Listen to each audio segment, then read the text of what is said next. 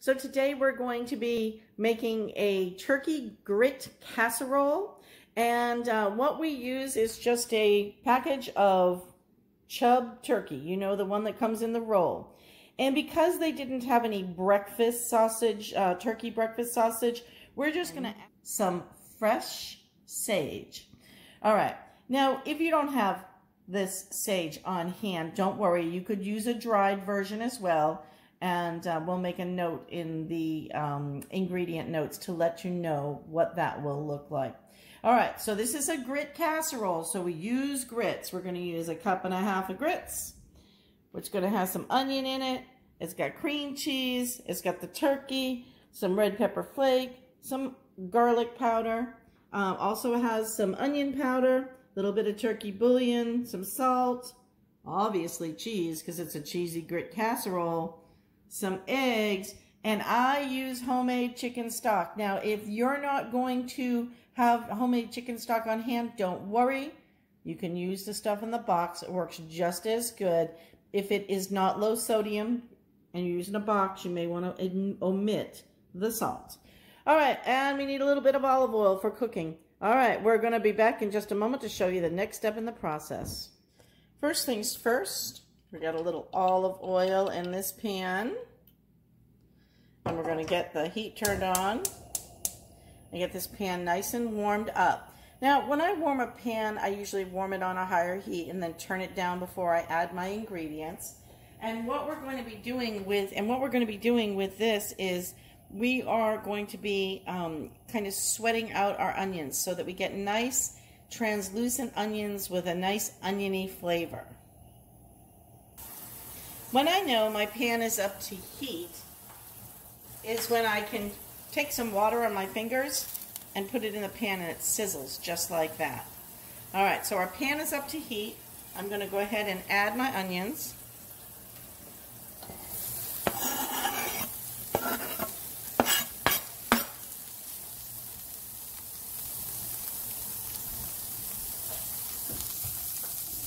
And then I need to turn my heat down because we don't want to cook these on high because that is not sweating them out at all, is it? All right, next up, we're just going to move them around in the pan a little bit. Spread them out nice and evenly. And this was about 1/2 of a large onion. And it's just rough chopped. We're a big fan of rough chopping here. All right, we'll be back to show you how that looks in just a minute.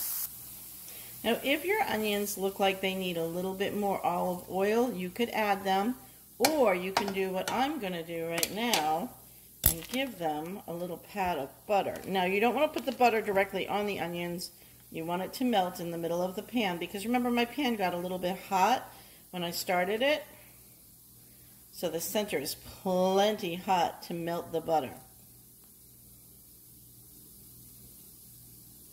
Then we'll be able to add those onions back in, and they'll kind of cook and bathe right in this butter.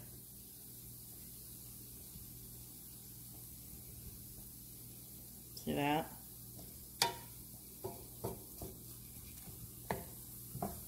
And now we can move them around in there. That's just a little trick I've learned along the way. Why would I not have added the butter right to the top? Well, I'll tell you why. Because then it would have just absorbed in that butter in the one spot. This way, I got the butter to be around all the onions and cooking in the pan nice and evenly. There's a piece of onion that was skinned that looks like it's got to come out, right? Okay, we'll be back when these are done to show you the next step in the process.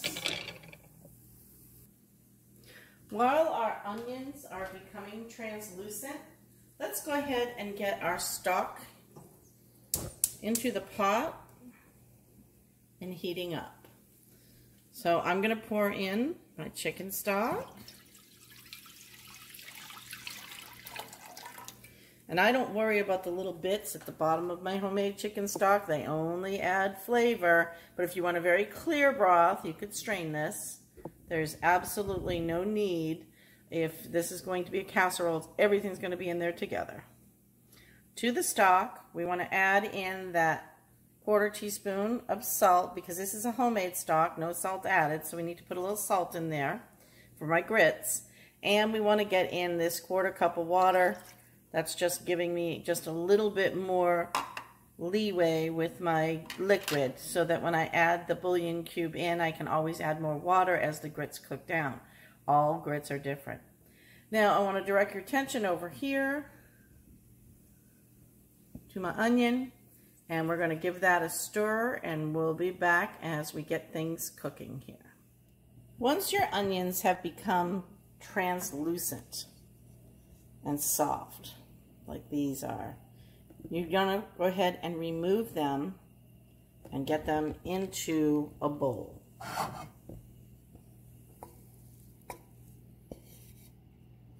Let's see if you can see what I'm doing. Getting them right into them. A little bit close, I apologize for that, but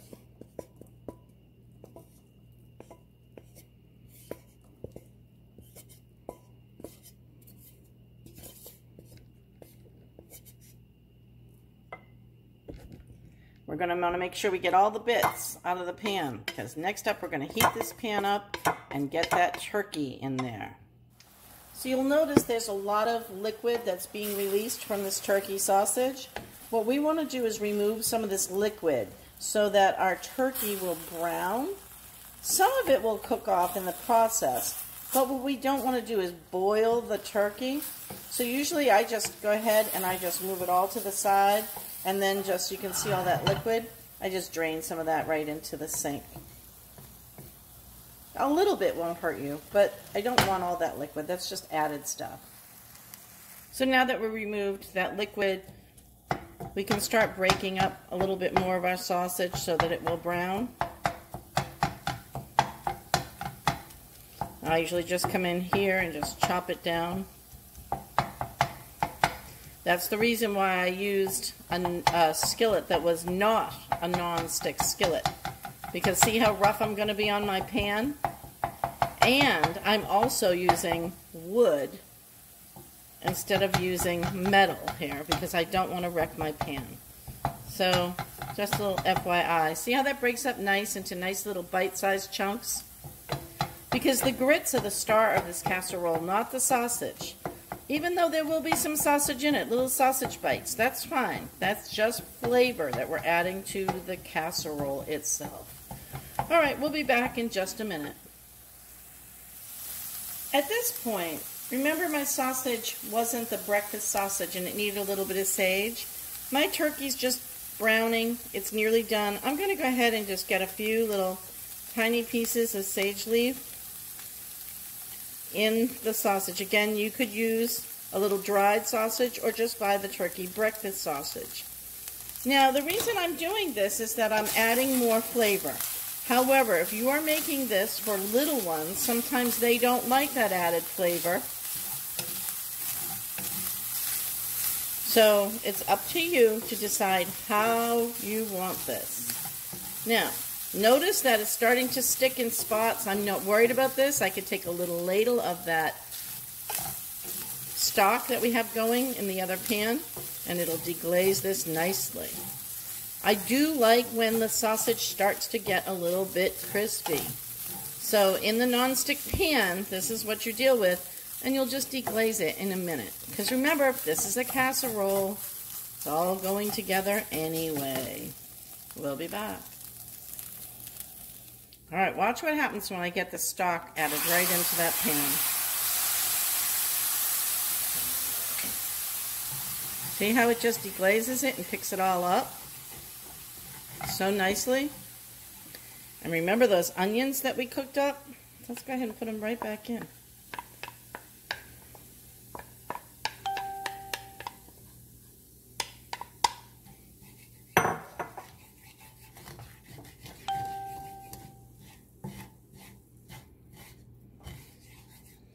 Alright, and that is going to be the start of our cheesy mixture. If you need a little bit more deglazing, you can always add a little bit more of the stock from the grits around the edges of the pan, because all of those little brown bits in there. Those are flavor, and you want those. You want to get as much of that as you possibly can. See? I'll even come in here and scrape the sides of my pan. And at this point, I've turned off my heat, because we don't need to cook this any further. We browned the sausage, and we browned the onions, or cooked the onions down till they were translucent. All right, we'll be back because it's almost time for us to get working on the grits. All right, we were warming up our water for our grits, as you can see here, and I'm going to get it turned up just a little bit more. I just took the cover off, right, because we had it covered to warm it up. We're going to get this turned up, and remember, we have a bouillon cube that we want to get in there, right? Normally I would use a gel bouillon, but I haven't seen those in the stores since COVID, so guess what? We're going to use just a regular old large bouillon cube.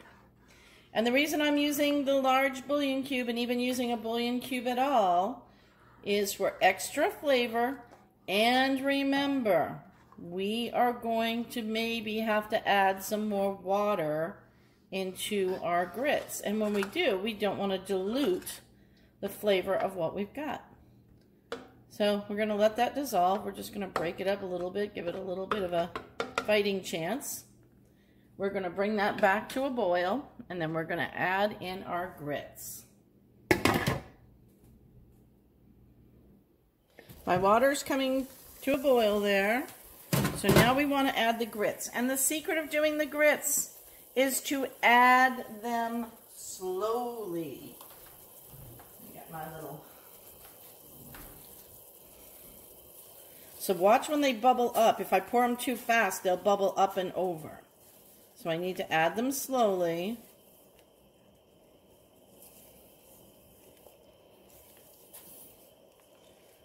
Until you've got them in there. There's the 1 cup, and then let's get the 1/4 cup too. Keep stirring. We don't want anything to stick to the bottom of this pan, especially because it was on a higher heat when we started.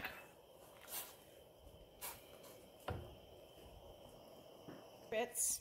And see what the consistency is. If they're getting too thick too quick, you can add some more water, or you could also add in a little bit more chicken stock. I keep some of this on hand so I don't have to defrost my my own and get that in there and slow down the cooking.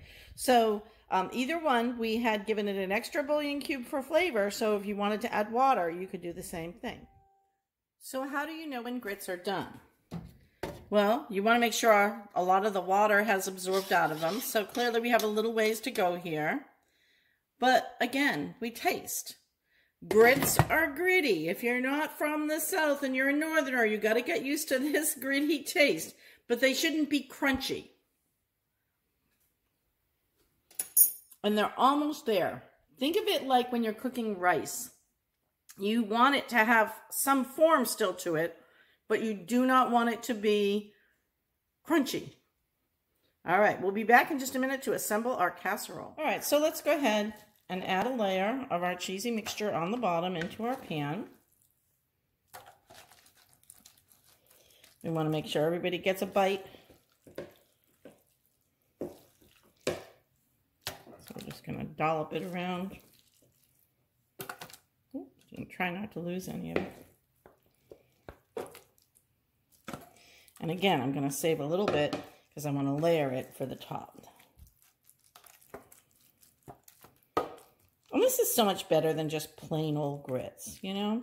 And really, how do you bring grits to a brunch? I don't know. I just think it's a little awkward. So this makes it a little less awkward if you ask me. I think I need a little spot right there. Okay. All right, let's go ahead and get our grits in next. As you can see, I've started to add the layer of grits.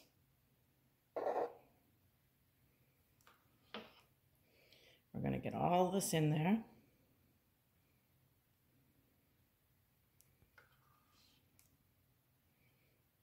And you want to get your oven preheated right about this point.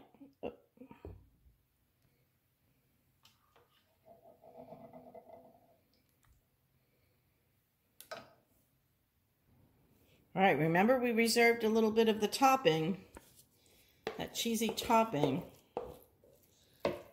So I'm going to just try to dollop this. So I don't think it's going to spread very well. So we're just going to try and do some little dollops on the top. So it'll give it a little bit of excitement, color, texture, using my hands.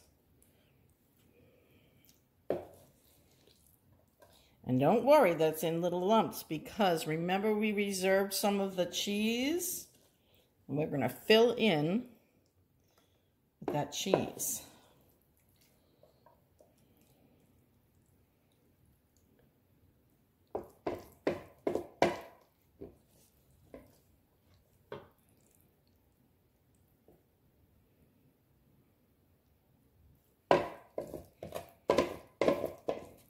Get all that sausage out of there.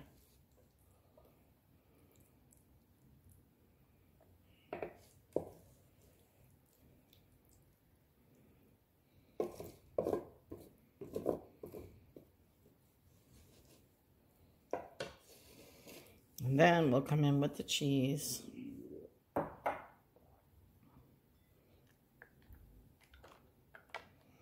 And see how that's all coming together now? We're just filling in with the cheese. And now this will go into the oven at 350 degrees until we're sure it's cooked all the way through. Recipe is in the comments. I hope you enjoy. We'll show you the final finished picture at the end of the video. Thanks for watching For the Love of Food.